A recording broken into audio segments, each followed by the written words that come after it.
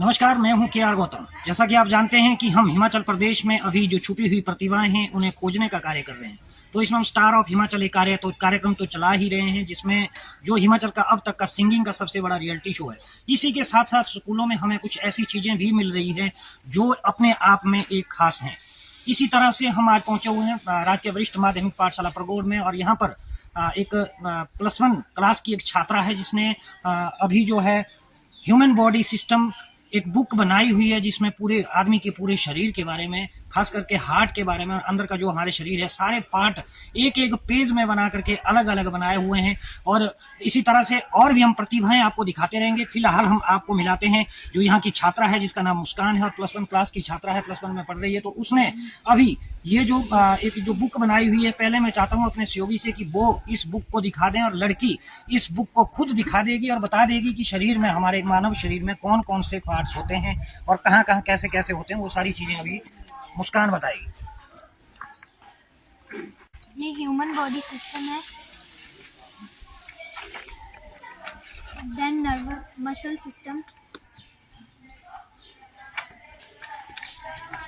Then nervous system, and circulatory system, deoxygenated blood and deoxygenated blood, skeleton system, then lungs, then heart, then digestive system, liver, stomach, small intestine,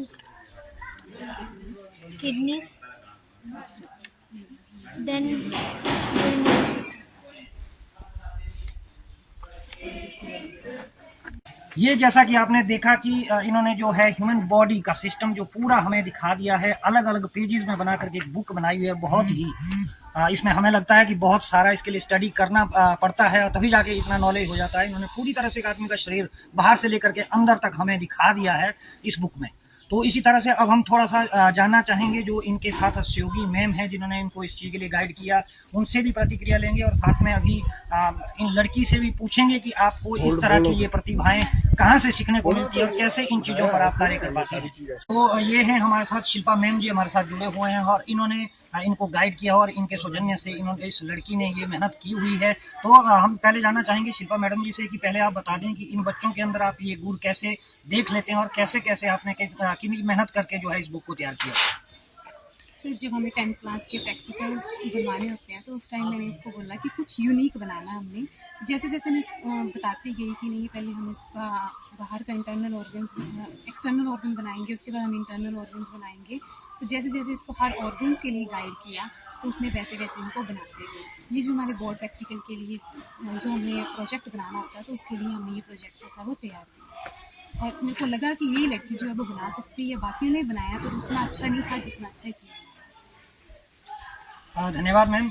तो ये थे ma'am जिन्होंने इनको guide किया और इसी के साथ ही जो है इस लड़की ने भी बड़ी मेहनत करके इस चीज़ को बनाया हुआ है और बहुत ही सराहनीय ये एक काम किया हुआ है लड़की ने। और हम थोड़ा सा जानना चाहेंगे लड़की से भी कितनी मेहनत करनी पड़ी और कहाँ से ये गुण ये सीखते हैं। और ये बात भी सही है कि जहाँ पर अध्यापक और पेरेंट्स यदि किसी बच्चे का यदि साथ देते हैं, उनके अंदर टैलेंट दे के यदि उसी टैलेंट में यदि आगे की ओर धकेलते हैं, तो हमें लगता है कि इस तरह से ये बच्ची जो है इसी फील्ड में आगे भी निकल सकती है और आगे निकल जाए, ये हमारी दुआ भी है। और साथ में हम अब जानना चाहेंगे मुस्कान से, जिस लड़की ने ये मेहनत करके ये जो ह्यूमन बॉडी सिस्टम का जो एक बुक बनाई हुई है, तो इनसे भी हम थोड़ा सा जानना चाहेंगे कि कैसे और कहाँ से इनको ये गुण मिलते हैं।